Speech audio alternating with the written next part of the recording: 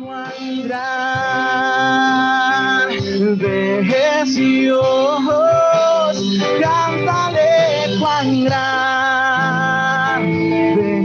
es Dios, y todos lo verán. Cuán grande es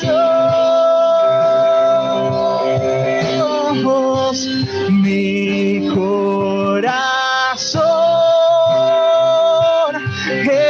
entona la canción. Cuán grande es Él, cuán grande es Él. Oh, mi corazón entona la canción. Cuán grande es Él, cuán grande es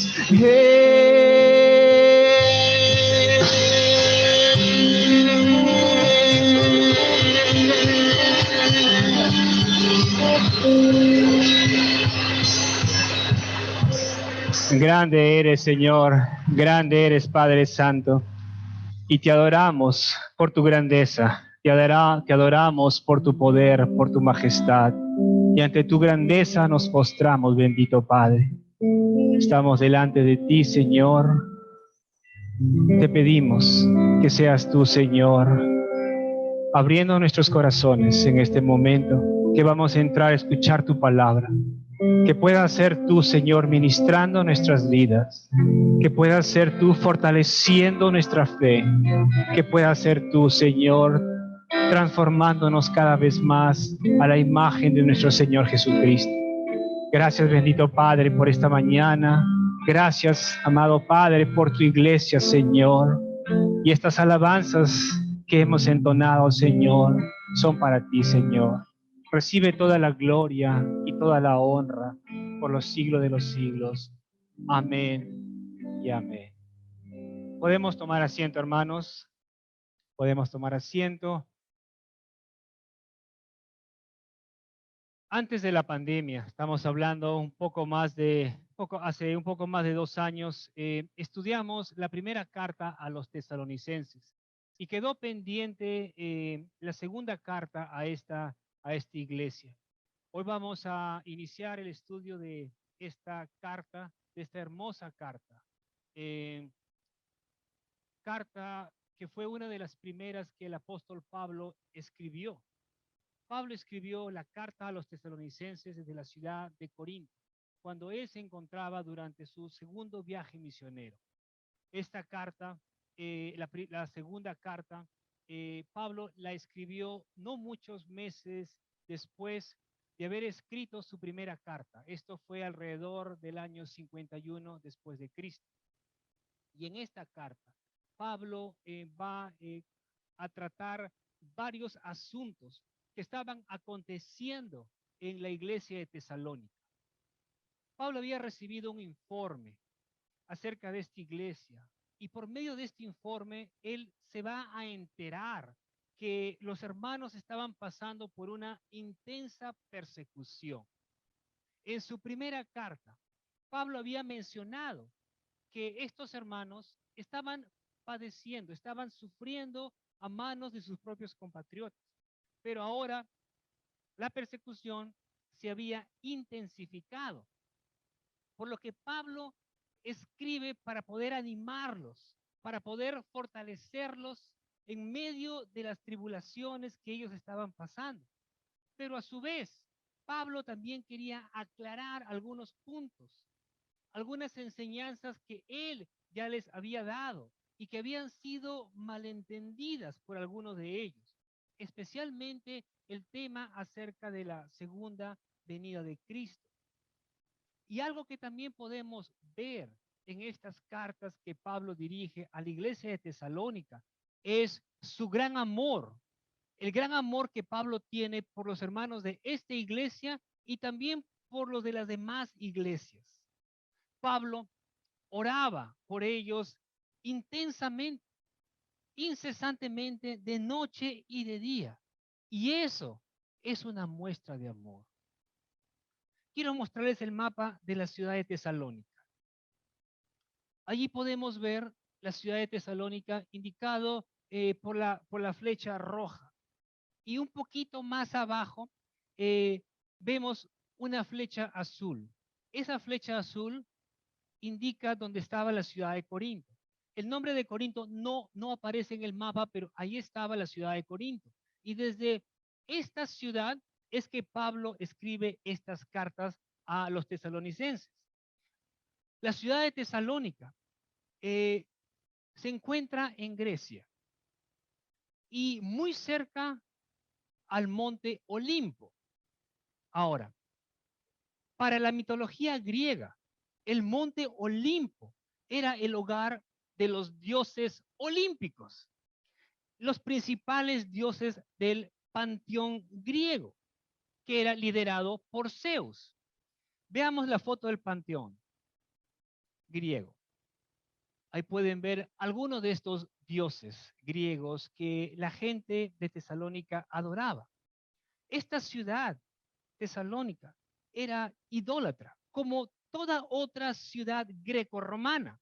Sus habitantes, en su mayoría, rendían culto a los distintos dioses del panteón griego, como a Zeus, como Apolo, Poseidón, Afrodita, Hermes, Artemisa, conocida también como Diana, etc.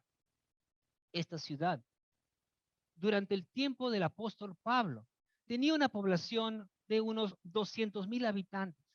La mayoría de ellos eran griegos, pero también habían romanos y judíos que también se habían mudado a esta ciudad porque era un centro comercial muy importante en aquella época. Pero no solamente habían romanos y judíos, sino que también había gente de otros lugares que había ido a vivir en esta ciudad. Y eso nos da a entender que la mayoría de los creyentes de la iglesia de Tesalónica eran de origen gentil y que antes de haberse convertido a Cristo habían vivido en idolatría.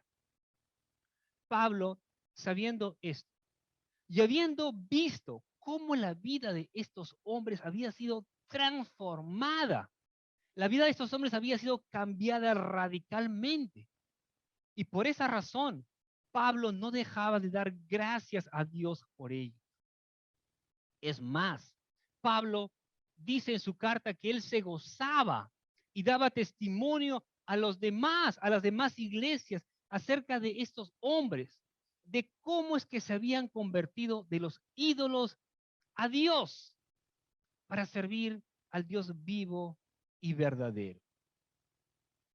Habiendo visto un poco acerca de la ciudad de Tesalónica, o habiendo hecho un recuerdo de lo que vimos hace algún tiempo atrás, vamos a entrar al tema de hoy, el cual he titulado La justa retribución de Dios. Vayamos a 2 de Tesalonicenses, capítulo 1. Leamos los versículos del 1 al 10.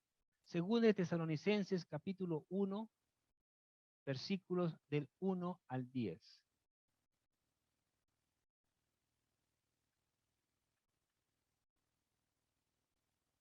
Pablo, Silvano y Timoteo, a la iglesia de los tesalonicenses en Dios nuestro Padre y en el Señor Jesucristo. Gracia a vosotros y paz de parte de Dios el Padre y del Señor Jesucristo. Siempre tenemos que dar gracias a Dios por vosotros, hermanos, como es justo, porque vuestra fe aumenta grandemente y el amor de cada uno de vosotros hacia los demás abunda más y más. De manera que nosotros mismos hablamos con orgullo de vosotros entre las iglesias de Dios, por vuestra perseverancia y fe en medio de todas las persecuciones y aflicciones que soportáis. Esta es una señal evidente del justo juicio de Dios, para que seáis considerados dignos del reino de Dios, por el cual en verdad estáis sufriendo. Porque después de todo, es justo delante de Dios retribuir con aflicción a los que os afligen y daros alivio a vosotros que sois afligidos y también a nosotros cuando el Señor Jesús sea revelado desde el cielo con sus poderosos ángeles en llama de fuego, dando retribución a los que no conocen a Dios y a los que no obedecen al evangelio de nuestro Señor Jesús. Estos sufrirán el castigo de eterna destrucción, excluidos de la presencia del Señor y de la gloria de su poder, cuando Él venga para ser glorificado en sus santos en aquel día y para ser admirado entre todos los que han creído, porque nuestro testimonio ha sido creído por vosotros. Pablo, como en su primera carta a los tesalonicenses, se encuentra con sus compañeros, con Silvano y Timoteo. Pablo, como ustedes saben, también se llamaba Saulo, tenía otro nombre. Paulo era su nombre romano y Saulo era su nombre en hebreo. Su compañero de viaje, Silvano, al igual que Pablo, era de origen judío y tenía ciudadanía romana, al igual que el apóstol Pablo. Silvano, o el nombre de Silvano Silvano era su nombre en romano, su nombre romano era Silvano, y en arameo era Silas. Así que Silvano y Silas son la misma persona. Cuando leemos nosotros el libro de Hechos, vamos a encontrar los nombres de ambos, de Silas y a veces Silvano, como en la carta de los tesalonicenses, pero ya sabemos que se trata de la misma persona. Ahora, veamos acerca de Timoteo. Timoteo era el otro compañero de viaje de Pablo y era como un hijo para él, era un hijo espiritual.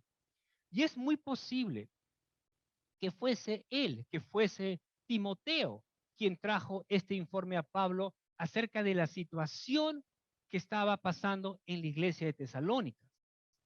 En 1 Tesalonicenses 3:2 vemos que Timoteo va a ser enviado por Pablo de Corinto a Tesalónica para poder animar y fortalecer a los hermanos, ya que Pablo no pudo ir. Leamos ese versículo. 1 Tesalonicenses capítulo 3, versículo 2. Y enviamos, fíjense que está hablando en plural Pablo, enviamos, fue un acuerdo entre los compañeros de viaje, y enviamos a Timoteo, nuestro hermano y colaborador de Dios en el Evangelio de Cristo, para fortaleceros y alentaros respecto a vuestra fe. Que Pablo quería que Timoteo animara a estos hermanos porque estaban pasando por tiempos difíciles. Y leamos el versículo 6, 1 Tesalonicenses 3:6. Pero ahora Timoteo ha regresado de vosotros a nosotros. Fíjense, Timoteo va, trae noticias y regresa. ¿Ok? Pero ahora Timoteo ha regresado de vosotros a nosotros y nos ha traído buenas noticias de vuestra fe y amor y de que siempre tenéis buen recuerdo de nosotros, añorando vernos como también nosotros a vosotros, dice Pablo. Así que podemos ver de que Timoteo era el mensajero del grupo. Él era quien iba, quien animaba a los hermanos, quien traía noticias, y eso debe haber pasado también ahora. No fue en su primer viaje o en la primera carta que vemos que Timoteo va, sino que seguramente fue nuevamente porque trajo noticias, nuevas noticias acerca de lo que estaba sucediendo. Y eso fue lo que motivó a que Pablo escriba esta segunda carta no mucho tiempo después. Y vemos que en su saludo, Pablo les va a decir en el versículo 2, gracia a vosotros y paz de parte de Dios el Padre y del Señor Jesucristo. Al mencionar la palabra gracia. Pablo se refiere al favor de Dios hacia su pueblo. Un favor enteramente soberano e incondicional por parte de Dios. Y en cuanto al hombre, completamente inmerecido. Y un ejemplo de esta gracia lo vemos en Efesios 2:8, donde dice, porque por gracia habéis sido salvados por medio de la fe. Y esto no de vosotros, pues, sino que es un don de Dios. Esa es la gracia que estamos hablando y a la que Pablo se refiere. Una gracia inmerecida, un regalo de Dios, un favor de Dios hacia su pueblo. Y cuando uno recibe esta gracia, cuando uno recibe la gracia de Dios, uno viene a tener paz en el corazón. Y entre la palabra paz y la expresión hebrea shalom, hay una estrecha relación.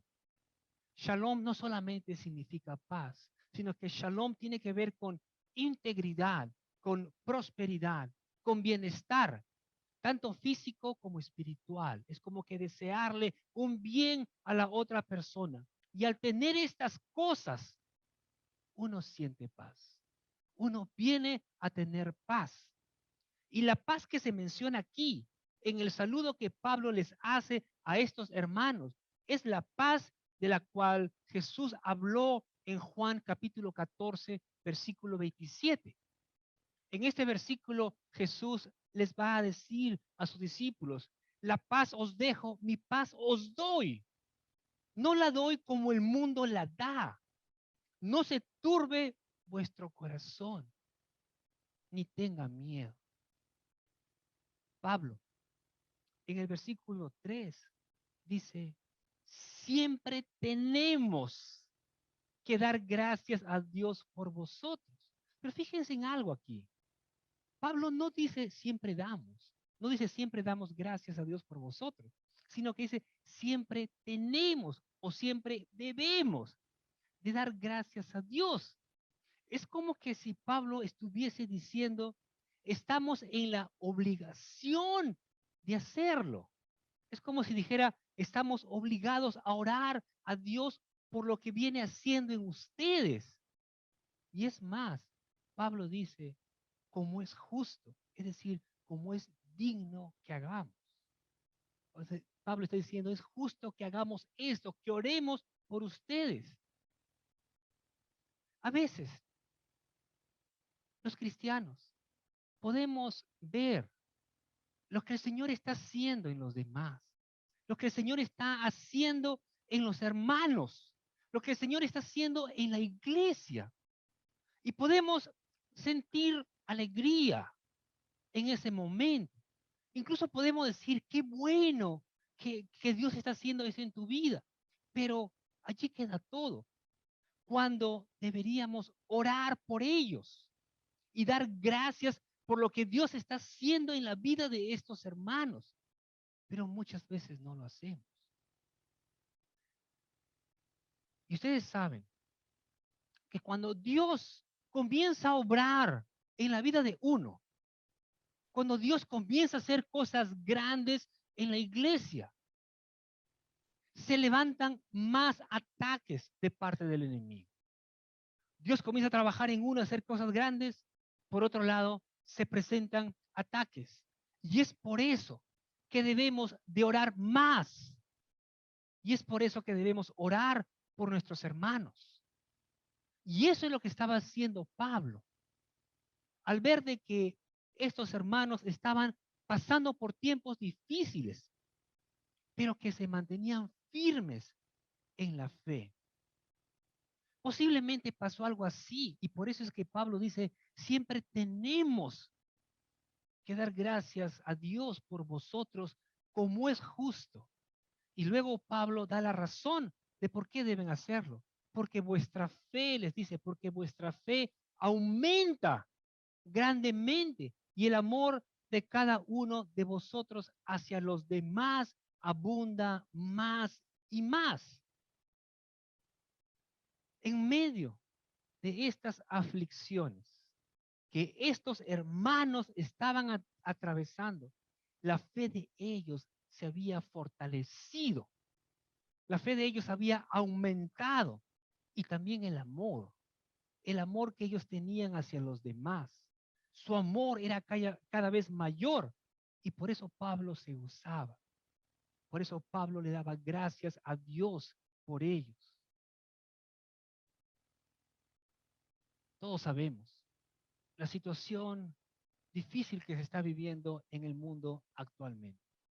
Y posiblemente, muy posiblemente, las cosas puedan ponerse aún más difíciles que estos últimos 2 años que hemos vivido. Y la pregunta aquí es, ¿cómo enfrentaríamos nosotros una situación así? ¿O cómo creen que enfrentaríamos esa situación? En tiempos difíciles, en tiempos de crisis, sale a relucir lo mejor y lo peor de las personas. Y eso hemos visto en este tiempo, en medio de la pandemia. Ha habido personas que en medio de la dificultad han dado lo que tenía, han ayudado a los demás. Pero por otro lado, ha habido personas que se han aprovechado de esta situación para enriquecerse, para hacer tantas cosas. Vemos en tiempos así que sale a relucir lo mejor y lo peor de la gente. Para nosotros como cristianos, los tiempos difíciles deberían de fortalecer nuestra fe, nuestra confianza en el Señor. Pero muchas veces no sucede eso, sino que los tiempos difíciles hacen que nos volvamos personas más intolerantes o empezamos a quejarnos y a lamentarnos de las cosas o a reclamar. Y eso no está bien. Dios permite las cosas con un propósito y muchas veces no las vamos a entender. Podríamos preguntarnos, pero ¿por qué sucede esto? ¿Por qué sucede el otro? ¿Por qué? A pesar que no entendamos qué es lo que está pasando o por qué es que Dios permite ciertas cosas, debemos de seguir confiando en el Señor. La palabra dice en Romanos 8:28, y sabemos que para los que aman a Dios, todas las cosas cooperan para bien. Esto es, para los que son llamados conforme a su propósito. Para los que aman a Dios, todas las cosas cooperan para bien, hermanos. Para los que son llamados conforme al propósito de Dios. Y Dios, en su soberanía, puede usar todo. Las pruebas, las dificultades, las tribulaciones, las persecuciones, todo para el beneficio del creyente. Pablo, como hemos leído, se sentía orgulloso de estos hermanos, porque en medio de estas aflicciones que estaban enfrentando, se habían mantenido fieles al Señor y su amor hacia los demás había crecido. Leamos nuevamente los versículos 4 y 5 de 2 de Tesalonicenses capítulo 1. De manera que nosotros mismos hablamos con orgullo de vosotros entre las iglesias. Fíjense lo que Pablo les dice. Nosotros, hermanos, hablamos de ustedes con orgullo a los hermanos de las demás iglesias por vuestra perseverancia y fe en medio de todas las persecuciones y aflicciones que soportáis. Versículo 5. Esta es una señal evidente del justo juicio de Dios, para que seáis considerados dignos del reino de Dios, por el cual en verdad estáis sufriendo. Fíjense lo que dice el inicio del versículo 5, porque esto es en realidad tremendo, no diría Pero ¿cómo puede ser? El versículo 5 inicia diciendo, y estamos hablando de las persecuciones, de las tribulaciones, de las cosas difíciles que estaban pasando los hermanos. Y Pablo les dice, esta es una señal evidente del justo juicio de Dios. En otras palabras, Dios usará la persecución y las pruebas que podamos pasar en la vida para evidenciar su justicia, para mostrar que Él es justo y para hacernos dignos de su reino, por el cual estamos sufriendo. Jesús les dijo a sus discípulos, en el mundo tendréis aflicción, pero confiad, porque yo he vencido al mundo. El Señor les advirtió a sus discípulos y nos advierte a nosotros como creyentes que pasaríamos por tiempos difíciles en este mundo, pero que en medio de esas aflicciones podemos confiar en el Señor y gozar de su paz en medio de los tiempos difíciles. Jesús también dijo, bienaventurados, es decir, dichosos, benditos, aquellos que han sido perseguidos por causa de la justicia, pues de ellos es el reino de los cielos. Mateo 5:10. El Señor lo dijo en el Sermón del Monte. Y un versículo después el Señor les va a decir, bienaventurados seréis cuando os insulten y persigan y digan todo género del mal contra vosotros falsamente por causa de mí. Y el versículo 12 dice algo que uno se podría sorprender. Le dice, regocijaos y alegraos, porque vuestra recompensa en los cielos es grande. Porque así persiguieron a los profetas que fueron antes que vosotros. Vamos a pasar por tiempos difíciles, hermanos. De eso no tengan duda. Vamos a pasar por tiempos difíciles, pero el Señor está con nosotros y estará con nosotros en todo momento. Y además el Señor nos dice que podemos pasar por estas cosas, pero que nuestra recompensa será grande en el reino de los cielos. Y eso debemos de tenerlo presente. Y cuando el Señor habla acerca del justo juicio de Dios, está hablando acerca del juicio final. Y la Escritura menciona en repetidas ocasiones que habrá un juicio final en donde todos, absolutamente todos, creyentes e incrédulos, tendremos que dar cuentas a Dios de nuestros actos, de todo lo que hemos hecho.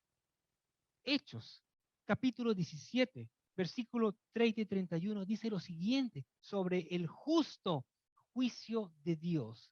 Leamos. Por tanto, habiendo pasado por alto los tiempos de ignorancia, Dios declara ahora a todos los hombres en todas partes.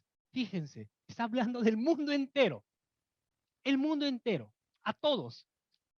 Dios dice, Dios declara ahora a todos los hombres en todas partes que se arrepientan, porque Él ha establecido un día en el cual juzgará al mundo, a todos, en justicia, por medio de un hombre a quien ha designado, habiendo presentado pruebas a todos los hombres al resucitarle de entre los muertos.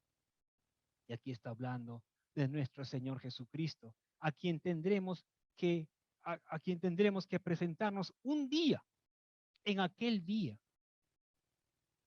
para dar cuentas, porque Jesucristo será el juez. Él será quien nos juzgue en aquel día. Fíjense lo que dice Juan capítulo 5, versículos 26 y 27. Pero antes quiero recordarles algo, hermanos. Jesucristo en su primera venida vino para salvar al mundo, pero en su segunda venida Él va a venir para juzgar al mundo. Jesús nos da tiempo para que podamos arrepentirnos. Pero ese tiempo se acabará. Cuando el Señor regrese, vendrá para juzgar a todos. Juan 5, 26 y 27 dice, porque así como el Padre tiene vida en sí mismo, así también le dio al Hijo el tener vida en sí mismo. Y le dio autoridad para ejecutar juicio, porque es el Hijo del Hombre. Y Pablo le va a decir a Timoteo, a su discípulo, lo siguiente, en 2 de Timoteo 4:1. Te encargo solemnemente en la presencia de Dios y de Cristo Jesús.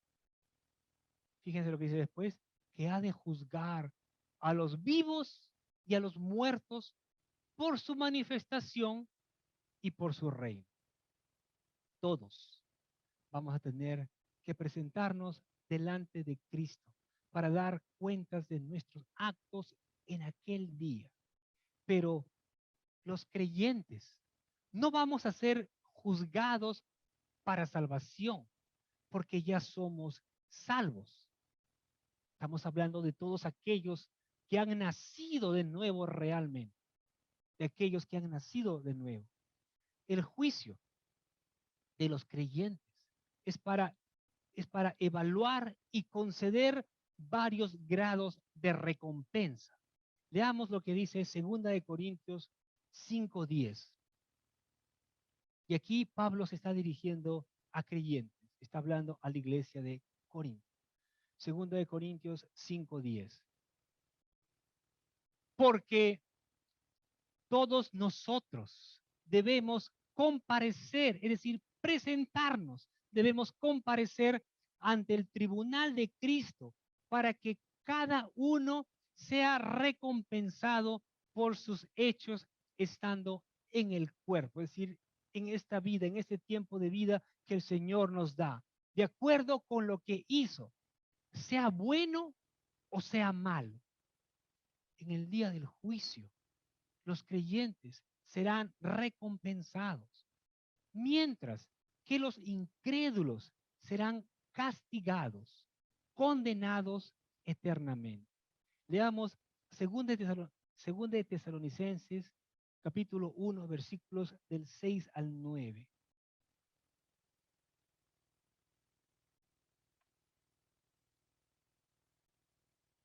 Porque después de todo, es justo delante de Dios retribuir, es decir, pagar, retribuir con aflicción a los que os afligen y daros alivio a vosotros que sois afligidos.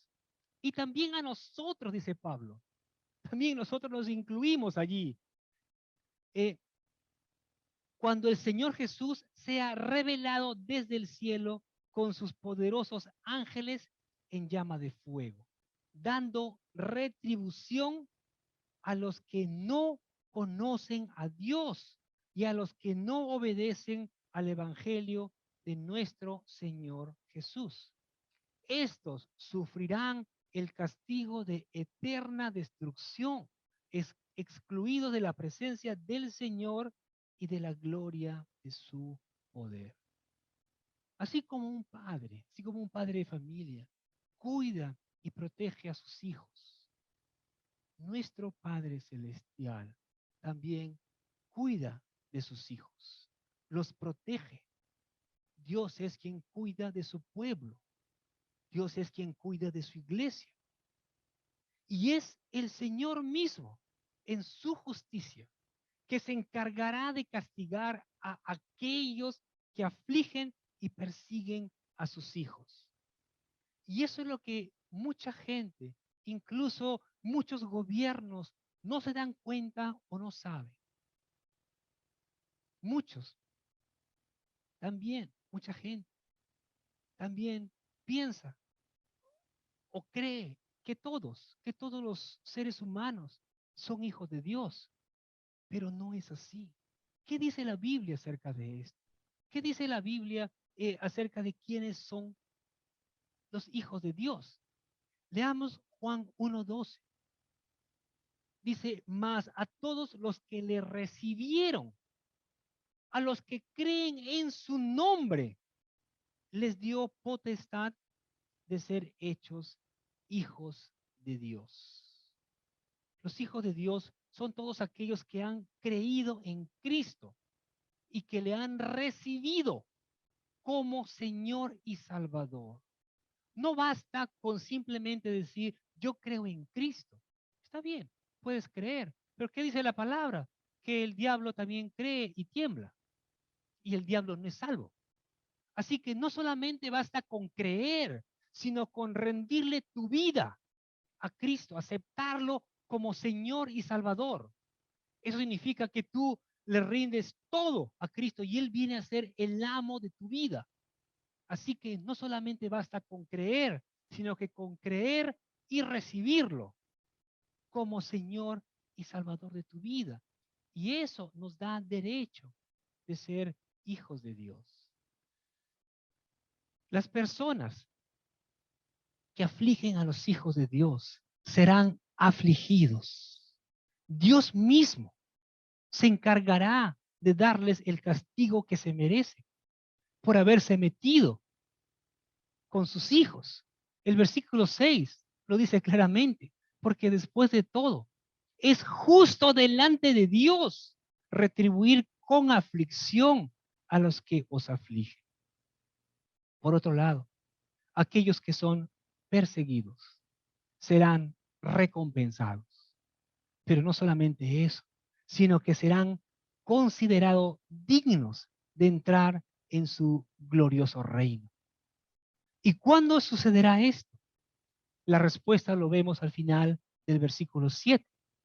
Allí dice, cuando el Señor sea revelado, es decir, manifestado desde el cielo, con sus poderosos ángeles en llama de fuego. Y cuando habla o dice que Jesús será revelado, se refiere a la gloriosa manifestación de Cristo en su segunda venida. Y el hecho que el Señor venga acompañado por los ángeles fue anunciado por el mismo Señor, por Jesús mismo. Mateo 25:31 dice, pero cuando el Hijo del Hombre venga en su gloria y todos los ángeles con él, entonces se sentará en el trono de su gloria. El Señor Jesucristo mismo dijo, yo vendré acompañado de mis ángeles poderosos. Es lo que el Señor dijo. Ahora, cuando Pablo menciona en llama de fuego, pues ángeles poderosos en llama de fuego, uno dirá, wow, llama de fuego. Pero fíjense que Pablo aquí se está refiriendo a la santidad del Señor que será manifestada en el juicio. Y muy posiblemente Pablo menciona esta frase recordando lo que dijo el profeta Isaías acerca del juicio de Dios. Isaías capítulo 66, versículos 15 y 16 dice lo siguiente. Porque he aquí, el Señor vendrá en fuego y sus carros como torbellino para descargar con furor su ira y su reprensión. Y fíjense acá aparece esta frase, con llamas de fuego. Porque el Señor juzgará con fuego y con su espada a toda carne, y muchos serán los muertos del Señor. Y por eso digo que Pablo muy posiblemente tomó de lo que había dicho Isaías y lo puso aquí para hablar acerca de la grandeza de la manifestación de la venida de Cristo por segunda vez a la tierra. Cuando el Señor venga, castigará a los que no reconocen a Dios, ni obedecen al Evangelio de Cristo. Es decir, a todos aquellos que habiendo oído el Evangelio, rehúsan obedecerlo y rechazan a Cristo. Y aquí en el Perú, hermanos, yo les puedo decir de que podría decir que la mayoría de personas han escuchado el Evangelio. Creo que muy pocos a lo mejor no lo han oído, pero la mayoría han escuchado, pero han rehusado obedecer el Evangelio de Cristo. Leamos lo que dice Pablo en Romanos 10:16. Sin embargo, no todos hicieron caso al Evangelio, porque Isaías dice, Señor, ¿quién ha creído a nuestro anuncio? Fíjense que aquí Pablo está hablando acerca de su tiempo. Le está diciendo, Señor, muchos han escuchado, pero no han hecho caso, no han hecho caso a tu evangelio. Pero no solamente eso sucedió durante el tiempo de Pablo, en el siglo I, no, sino que eso también sucede ahora. Muchísima gente, podría decir la mayoría de personas han escuchado el evangelio, pero no le importa o no quieren saber nada de Cristo. Y eso es realmente triste, realmente lamentable. El versículo 9 dice, estos, volviendo a 1 Tesalonicenses, 2 Tesalonicenses capítulo 1, versículo 9, estos, refiriéndose a los que rechazaron el Evangelio y aquellos que persiguieron a los creyentes, estos sufrirán el castigo de eterna destrucción, excluidos de la presencia del Señor y de la gloria de su poder. Fíjese que esto es realmente fuerte, hermanos, para aquellos que aún no conocen de Cristo. Esta pena que sufrirán estos hombres, aquellos que rechazaron el Evangelio, será de eterna destrucción. Pero quiero que noten algo aquí.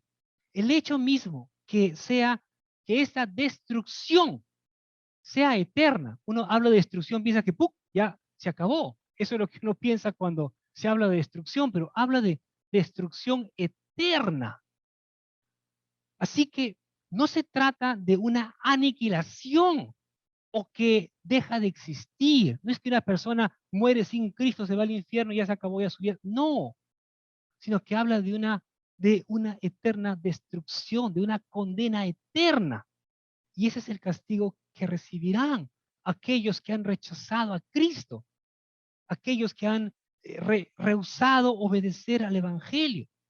Estas personas vivirán por la eternidad, lejos de la presencia de Dios y de la gloria de su poder. Y es por eso que nosotros, que por misericordia hemos sido alcanzados por el Señor, debemos de orar por todas aquellas personas que aún no tienen a Cristo en su corazón, porque nosotros sabemos cuál será su destino. Debemos de orar para que puedan venir a Cristo y puedan ser salvos, porque sería realmente triste que puedan partir en esa condición. Todos sabemos que en algún momento vamos a morir, en algún momento vamos a partir de este mundo, pero hay una diferencia tan grande entre una persona que muere con Cristo y una persona que muere sin Cristo. Nosotros podemos morir tranquilos. Si el Señor quisiera llevarme el día de hoy, amén, porque sé a dónde voy. Pero ¿qué de un familiar? ¿Qué de un ser querido que aún no conoce de Cristo? Eso sí sería completamente lamentable. La vida eterna que los creyentes hemos recibido al creer en Cristo se manifestará en la bendición que tendremos los creyentes en el futuro. Los creyentes vamos a poder ver el rostro de Dios y vamos a estar con Él para siempre. Mientras que la eterna destrucción es el resultado del castigo de Dios sobre todos aquellos que se negaron a reconocer a Cristo y obedecer su evangelio. Apocalipsis 22:4 dice, ellos, y aquí está hablando, refiriéndose a los creyentes, ellos verán su rostro y su nombre estará en sus frentes. Ellos verán sus rostros. Y su nombre, el nombre de Dios, estará en la frente de los creyentes. Ustedes se acuerdan de que en el Antiguo Testamento Moisés anhelaba ver el rostro de Dios. Le decía, Señor, muéstrame tu rostro. Y el Señor le dice, no te puedo mostrar mi rostro porque nadie puede verme y vivir. Pero cuando nosotros estemos en el cielo, hermanos, sí vamos a poder ver el rostro de Dios. Cuando estemos en el cielo. Y qué maravilloso va a ser eso. Qué maravilloso. Según de Tesalonicenses 1:10 dice, cuando Él venga para ser glorificado en sus santos en aquel día y para ser admirado entre todos los que han creído, porque nuestro testimonio ha sido creído por vosotros, les dice Pablo. El testimonio de Cristo que nosotros les hemos predicado ha sido creído por ustedes. El significado de la segunda venida de Cristo para aquellos que por la soberana gracia han depositado su confianza en Cristo es lo que aquí se da a conocer. Y por medio de la vida transformada de los creyentes, Cristo es glorificado. El nombre de Cristo es exaltado, hermanos. Fíjense de que antes de venir a Cristo, tú sabes cómo era tu vida. Y el Señor también lo sabe muy bien. Pero fíjense que cuando uno viene a Cristo y le rinde realmente su vida al Señor, Dios comienza a obrar en uno. Dios comienza a transformarte, a cambiarte. Por las fuerzas de uno mismo uno no puede. Uno puede, antes de venir a Cristo, saber que está andando mal, porque no es que no sepa, sabe que está andando mal y dice, voy a cambiar. Y trata de cambiar. Pero yo podría decir que es imposible cambiar porque puedes estar haciendo algo y pasa algo y vuelves nuevamente. Pero cuando Dios es quien obra en tu vida, Él es quien hace la transformación o una transformación real. Y cuando eso sucede, Cristo es glorificado. Y eso es lo que habla aquí. El Señor es glorificado a través de nuestras vidas transformadas. Cuando Pablo menciona en aquel día, se refiere al día de regreso de Cristo por segunda vez a la tierra para juzgar al mundo y para ser admirado entre todos los que han creído. Y aquí incluye a todos los creyentes, a todos los que han nacido de nuevo. Estamos hablando acerca de los que han dormido en Cristo, es decir, a los que ya partieron en Cristo y a todos aquellos que estén vivos cuando el Señor regrese. Y estas palabras que Pablo menciona aquí son palabras de consuelo para toda la congregación en conjunto, pero especialmente para aquellos hermanos que estaban confundidos, para aquellos hermanos que estaban temerosos con respecto al estado de su salvación y de la suerte de los creyentes que ya habían fallecido. Leamos los versículos 11 y 12, según de Tesalonicenses capítulo 1, versículos 11 y 12. Con este fin también nosotros oramos siempre por vosotros, para que nuestro Dios os considere dignos de vuestro llamamiento y cumpla todo deseo de bondad y la obra de fe con poder, a fin de que el nombre de nuestro Señor Jesús sea glorificado en vosotros y vosotros en Él, conforme a la gracia de nuestro Dios y del Señor Jesucristo. Y fíjense que aquí nuevamente Pablo va a hablar en plural, va a decir nosotros, no solamente él dice yo, sino que nosotros. Se refiere a Timoteo, a Silas y a él mismo. Y Pablo les va a decir, nosotros oramos por ustedes siempre. Oramos por ustedes, por las necesidades de la iglesia, por los hermanos de la iglesia de Tesalónica. Y eso debe ser un ejemplo para nosotros. hermanos. Ese debe ser un ejemplo para nosotros. Debemos de orar unos por otros, no solamente por nosotros. Si bien es cierto, todos pasamos por necesidad, pero a veces nos concentramos solamente en uno mismo, cuando debemos de pensar también en los hermanos y debemos de dar gracias y gozarnos por lo que Dios está haciendo en la vida de los demás. De otra manera, seríamos siendo egoístas. ¿Y cómo de esa manera podría crecer nuestro amor? ¿Cómo podría abundar más y más? Dios quiere que nuestro amor abunde más y más. Y eso lo demostramos a través de lo que hacemos con los demás, con los hermanos. Debemos de orar para que podamos conducirnos en armonía, eh, con armonía con lo que Dios ordena en su palabra y para que Dios nos considere dignos del llamado que Él nos ha hecho.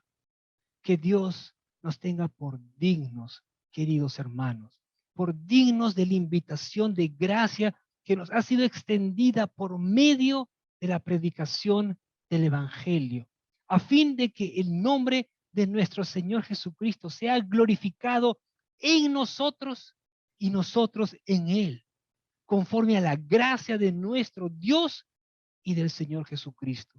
Y esa debe ser nuestra meta. Esa debe ser nuestra razón de vivir, hermanos, glorificar el nombre de Cristo. En todo lo que hagas, en cada decisión que tomes, en todo, que el Señor sea glorificado. Todos vamos a pasar por momentos difíciles. El Señor lo dijo, en este mundo tendréis aflicción. Todos vamos a pasar por dificultades, quizás en un futuro cercano también por persecuciones. Pero es en esos tiempos difíciles que debemos de recordar que es el Señor quien nos da las fuerzas para poder soportar y para poder mantenernos firmes en medio de las tribulaciones que podamos enfrentar. Lo que tenemos que hacer es confiar en el Señor y no soltarnos de su mano. Dios es justo.